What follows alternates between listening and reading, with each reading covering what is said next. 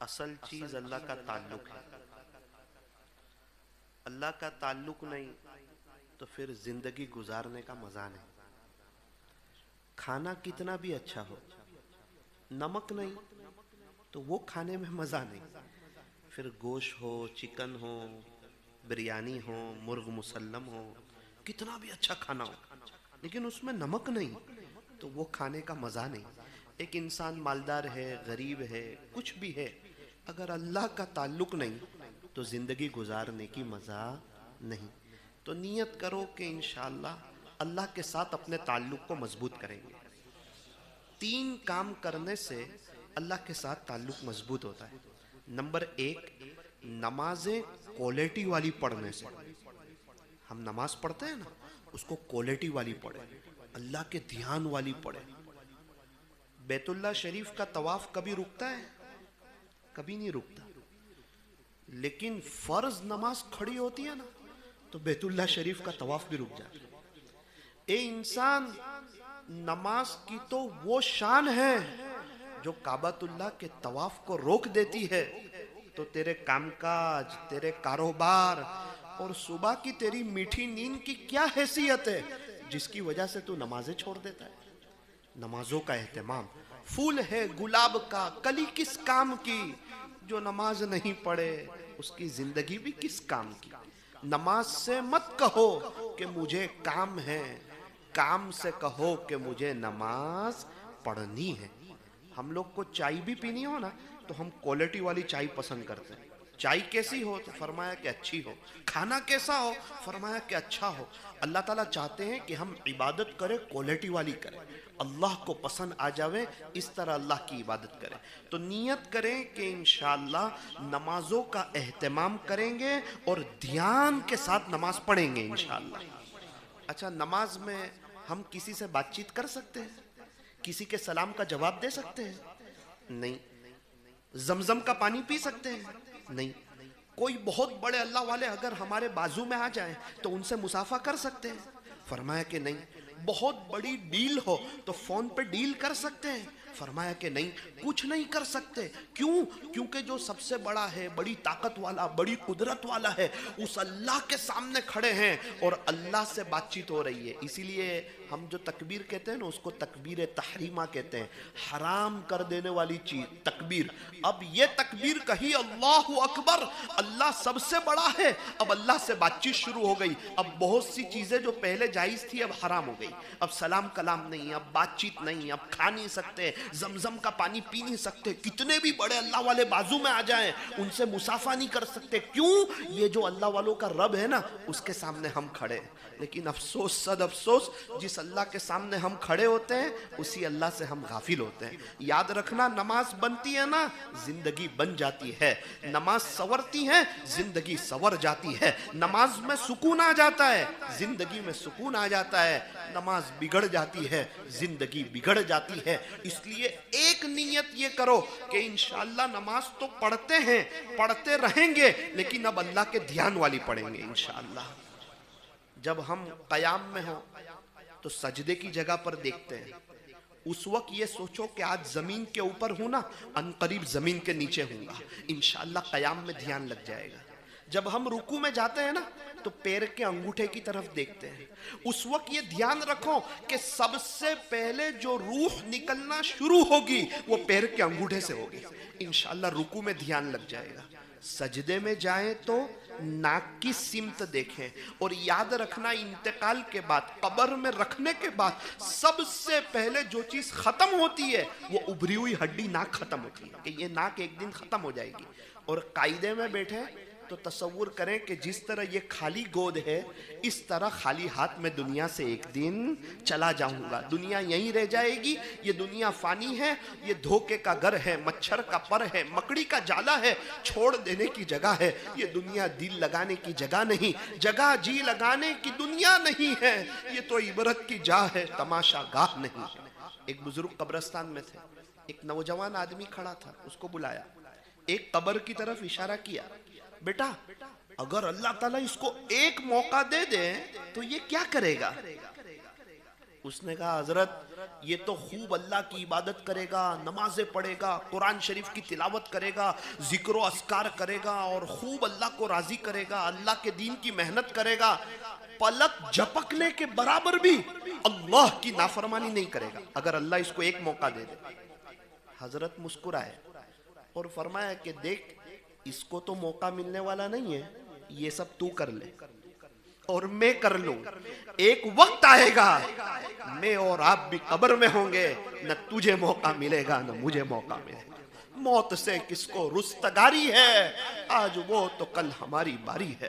قبرستان ایسے نوجوانوں سے بھرے پڑے ہیں جو یوں کہتے تھے کہ ہم بڑھاپے میں توبہ کریں گے، بڑھاپا آیا ہی نہیں، جوانی میں موت نے انہیں آ پکڑا اور اپنے اللہ کو پیارے ہو گئے۔ کر لے عبادت جوانی میں، یہ سستی اچھی نہیں، جب آ جائے بڑھاپا تو پھر کچھ بات بنتی نہیں۔ کسی خاکی پر مت کر خاک اپنی زندگانی کو، جوانی کر فدا اس پر جس نے دی جوانی کو۔ بخاری شریف کی حدیث ہے کہ جو اپنی جوانی اللہ پر فدا کر دیں، اللہ قیامت کے دن اس کو عرش کا سایہ نصیب فرمائیں گے۔ تو نیت کرو انشاءاللہ نمبر 1 نماز کوالٹی والی پڑھیں گے انشاءاللہ۔ نمبر 2 امام احمد بن حنبل رحمت اللہ علیہ نے خواب میں اللہ کی زیارت کی، پوچھا کہ پیارے اللہ آپ کے قریب ہونے کا سب سے بہترین ذریعہ کون سا؟ میں بھی چاہتا ہوں اللہ کے قریب ہو جاؤ اور آپ لوگ سب بھی چاہتے ہیں کہ اللہ کے قریب ہو جائیں اور اللہ جزائے خیر دے۔ امام احمد بن حنبل رحمت اللہ علیہ خواب میں اللہ کو دیکھ رہے ہیں اور ڈائریکٹ اللہ ہی سے پوچھ رہے ہیں کہ پیارے رب آپ ہی بتا دیجئے کہ آپ کے قریب ہونے کا سب سے بہترین ذریعہ کون سا؟ اللہ نے فرمایا کہ احمد بن حنبل قرآن۔ اللہ سمجھ کر پڑھے تو یا بغیر سمجھے پڑھے تو بھی؟ فرمایا سمجھ کر پڑھے تو بھی اور بغیر سمجھے پڑھے تو بھی۔ میرے قریب ہونے کا سب سے بہترین ذریعہ ہے قرآن۔ دنیا کی کتابوں میں قرآن چمکتا ہے، قرآن میں اللہ کا فرمان چمکتا ہے۔ بنا لے جو عادت تلاوت قرآن کی، اللہ کی نظروں میں وہ انسان چمکتا ہے۔ قرآن پڑھو تو دل بدل جائے، نماز پڑھو تو چہرہ روشن ہو جائے۔ کتنی دلکش ہیں رسول خدا کی سنتیں، گر عمل کرو تو زندگی سنور جائے۔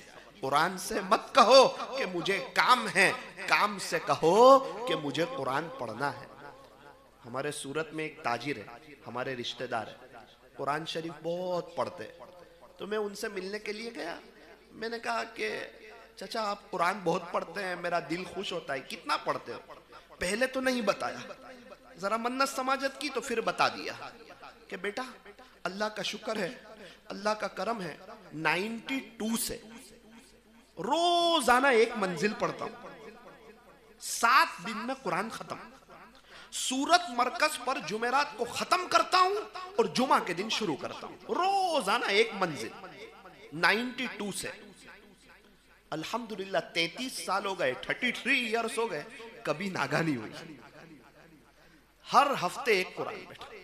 ابھی 4 مہینے جماعت میں گیا تھا تو 44 قرآن شریف پڑھ لی، 44 قرآن پڑھ۔ میرے گھر کے پاس ایک کھڑکی ہے، باری ہے، اس باری کے پاس بیٹھ کے بیٹا میں نے 2000 قرآن پڑھا۔ میں نے ایک صوفہ خریدا تھا اللہ کا قرآن پڑھنے کے لیے، بیٹا اس صوفے پہ بیٹھ کے میں نے 1200 قرآن پڑھا۔ میں نے کہا یہ کیسے ہو جاتا ہے؟ بولے فرسٹ قرآن، فرسٹ دین، سیکنڈ دنیا۔ بیٹا اس لیے نہیں پڑھا تھا کہ اللہ میری دنیا بنا دے، دنیا بنا بھی دی، دنیا سوار بھی دی، اولاد کو آنکھوں کی ٹھنڈک بنا دی، حج عمرے بھی کرا دی ہے، اللہ نے ایک دکان کی 2-3 دکانیں بھی کر دی۔ اور بیٹا بچے بھی نہ کہتے ہیں کہ ابو آپ قرآن پڑھو، ہم سب کریں گے، جو اللہ کا ہو جاتا ہے نا اللہ اس کا ہو جاتا ہے۔ ہمارے یہاں نوساری میں ڈاکٹر صاحب ہے، دوپہر میں 4 سے 5 کسی سے بات نہیں کرتے، دوپہر میں 4 سے 5 کسی کا فون نہیں، کوئی پیشنٹ نہیں، کہتے یہ وقت میں نے اللہ کو دیا ہے، اللہ سے بڑا اگر کوئی ہوگا تو اس کو وقت دوں گا، اور اللہ سے بڑا کوئی ہے نہیں، اور وہ رب جس کو یہ 1 گھنٹہ دیا ہے وہ سارے خزانوں کا مالک ہے، وہ میرے سارے مسئلے حل کر دے گا اور مجھے نواز بھی دے گا۔ میں نے کہا ڈاکٹر صاحب کیا کرتے ہو؟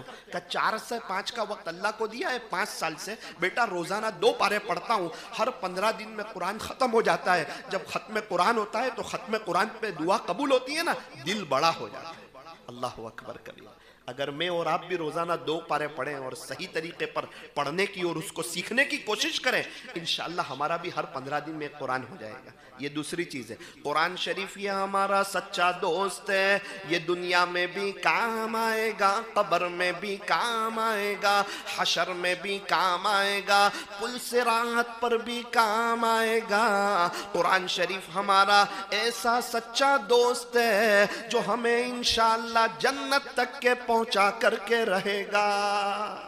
قرآن والے اللہ کے خاص لوگ ہیں۔ اللہ تعالیٰ جب کسی کو اپنا بنانا چاہتے ہیں اس کو قرآن سے جوڑ دیتے ہیں۔ کتنی باتیں ہو گئی؟ 2 باتیں۔ تیسری اہم اور ضروری بات، ایک جملہ عرض کیا، جو اللہ کا ہو جاتا ہے اللہ اس کا ہو جاتا ہے۔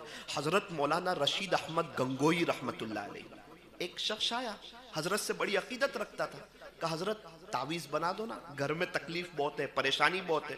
حضرت نے فرمایا بھائی میں تعویذ کا کام جانتا نہیں اور میں تو تعویذ بناتا نہیں۔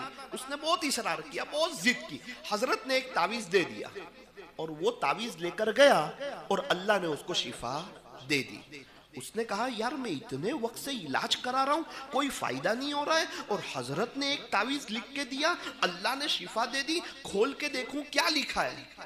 تو اس میں لکھا تھا کہ پیارے اللہ میں جانتا نہیں اور یہ تیرا بندہ ہے کہ مانتا نہیں، میں کو معلوم نہیں تعویذ کا کام۔ پیارے اللہ تواضع کی، اللہ میں تو جانتا نہیں اور یہ تیرا بندہ ہے کہ مانتا نہیں، سمجھنے کو تیار نہیں۔ بس اللہ والوں کی الٹی بھی سیدھی ہوتی، اتنا بھی لکھ کر دیا نا اللہ تعالیٰ نے اسی میں خیر و برکت ڈال۔ تو جو اللہ کا ہو جاتا ہے نا اللہ اس کا ہو جاتا ہے۔ چھوٹا بچہ اگر باپ کا ہو جاتا ہے نا تو ابو اس کے لیے بہت کچھ کرتے ہیں۔ اللہ سارے خزانوں کا مالک ہے، میں اور آپ اللہ کے ہو جائیں گے تو اللہ ہمارے ہو جائیں گے۔ یہی حضرت مولانا رشید احمد گنگوئی رحمت اللہ علیہ، ایک آدمی آیا، حضرت مدینہ منورہ سے آیا ہوں، ماشاءاللہ آپ کے لیے کپڑا لایا ہوں۔ اچھا اس کپڑے کو لیا، چوما، سر آنکھوں پر رکھا، سینے پہ لگایا۔ ایک طالب علم نے کہا حضرت یہ میڈ ان مدینہ نہیں ہے، یہ تو مدینہ منورہ والے باہر والوں سے خریدتے ہیں اور حجاج کرام کو فروخت کرتے ہیں، بیچ دیتے ہیں، یہ میڈ ان مدینہ نہیں ہے۔ حضرت نے کہا کہ تو یہی جاننا چاہتا ہے نا کہ جب یہ کپڑا میڈ ان مدینہ نہیں ہے تو میں اس کا ادب کیوں کر رہا ہوں، یہی جاننا چاہتا ہے؟ حضرت یہی جاننا چاہتا ہوں۔ فرمایا کہ اس کپڑے کو سرکار کے شہر کی ہوا لگی ہوئی ہے، مدینہ منورہ کی ہوا لگی ہوئی ہے، اس لیے اس کپڑے کو میں اتنا چوم رہا ہوں اور پیار کر رہا ہوں۔ نازاں کے حسن جس پہ یہ حسن رسول ہے کہ کہکشاں تو آپ کے قدموں کی دھول ہے، اے کاروان شوق یہاں سر کے بل چلو، کیونکہ طیبہ کے راستے کا تو کانٹا بھی پھول ہے۔ نیت کرو انشاءاللہ درود شریف زیادہ پڑھیں گے اور سنتوں پہ چلیں گے، پڑھیں گے انشاءاللہ۔ میرے ایک دوست ہے سورت میں، بڑے تاجر بھی ہے، روزانہ 4000 مرتبہ درود شریف پڑھتے ہیں۔ کتنی مرتبہ؟ حالانکہ بہت بیزی آدمی، بہت مشغول آدمی، کارخانے پہ مشغول، لیکن اللہ کے لیے وقت ہے۔ اور یاد رکھنا ناگدھرا اور اطراف والوں، جس کے پاس اللہ کے لیے وقت ہو نا اس کے اچھے دن آ جاتے ہیں، اور جس کے پاس اللہ کے لیے وقت نہ ہو نا اس کے آلریڈی برے دن شروع ہی ہے کئی سالوں سے۔ لوگ کہتے ہیں پیسہ جمع کرو برے وقت میں کام آئے گا، اللہ والے کہتے ہیں اللہ کے لیے وقت نکالو آپ کی لائف میں برا وقت ہی نہیں آئے گا۔ کون سا برا وقت اور کیسا برا وقت؟ میں نے ان سے پوچھا کہ یہ 4000 درود شریف کیسے ہو جاتے ہیں؟ تو کہا مولانا وہ انگوٹھی والی ڈیجیٹل تسبیح آتی ہے نا، فجر کی نماز کے بعد اس کو ہاتھ میں بھرا لیتا ہوں اور میں کسی سے کوئی فضول بات نہیں کرتا، کوئی بات کرے اس کا جواب دیتا ہوں، چونکہ میں بیزی آدمی ہوں، مجھے درود شریف پڑھنا ہے۔ میں صبح سے صلی اللہ علیہ وسلم صلی اللہ علیہ وسلم، مولانا رات میں دل بڑا ہو جاتا ہے، 4000 ہو جاتے ہیں۔ 4000 کس کو کہتے ہیں؟ یہ ہو نہیں جاتے، پڑھنے پڑتے ہیں۔ میں اور آپ پڑھیں، آئندہ کل سے شروع کریں تو ہمارے بھی ہو جائیں گے، دل بڑا ہو جائے گا۔ وہ کیا وقت ہوگا جب اللہ کے حضور پیشی ہوگی، نامہ اعمال کھلے گا، ایسے لوگ آئیں گے اور ان کے شروع صفحے سے آخری صفحے تک اگر درود شریف درود شریف درود شریف ہوگا، امید کرتا ہوں اللہ کو پہلے صفحے پہ ہی رحم آئے گا اور 2-4 ورق پلٹا کے کہیں گے جا پیارے نبی کے ساتھ ہی تیرا حشر ہوگا، کیونکہ تو ان سے دنیا میں بہت محبت کرتا تھا نا، تو درود شریف بہت زیادہ پڑھتا تھا نا، آج ان کے ساتھ چلا جا۔ امید ہے انشاءاللہ ہمارا حشر پیارے نبی صلی اللہ علیہ وسلم کے ساتھ ہوگا۔ تو نیت کریں انشاءاللہ نمازیں کوالٹی والی پڑھیں گے۔ نمبر 2 قرآن شریف کی تلاوت کریں گے، اگر پڑھتے نہیں آتا ہو تو کسی اچھے قاری صاحب کے پاس سیکھنے کی کوشش کریں گے اور اپنے بچوں کو حافظ عالم بنائیں گے، اور نمبر 3 درود شریف کا اہتمام کریں گے۔ موت سے کس کو رستگاری ہے، آج وہ تو کل ہماری باری ہے، آگاہ اپنی موت سے کوئی بشر نہیں، سامان 100 برس کا پل کی خبر نہیں، صبح ہوتی ہے شام ہوتی ہے، عمر یوں ہی تمام ہوتی ہے، زندگی ہو رہی ہے مثل برف کے کم، رفتہ رفتہ چپ کے دم بدم، گیا وقت پھر ہاتھ آتا نہیں، مرا بیل گھاس کھاتا نہیں، غنیمت سمجھ زندگی کی یہ بہار کہ آنا نہ ہوگا یہاں بار بار، دنیا کے اے مسافر منزل تیری قبر ہے، طے کر رہا ہے جو تو 2 دن کا یہ سفر ہے، دنیا بنی ہے جب سے لاکھوں کروڑ آئے، باقی رہا نہ کوئی مٹی میں سب سمائے، کر لے توبہ ابھی بھی وقت ہے، پھر یہ نہ کہنا کہ حساب بہت سخت ہے۔ اللہ تعالی ہمیں اپنا خاص تعلق نصیب فرمائے، حضرت قاری صاحب کی عمر میں اللہ برکت عطا فرمائے، ان کی آمد کو اللہ قبول فرمائے، نوساری اطراف اور پورے عالم والوں کے لیے اللہ ہدایت کا اور خیر کا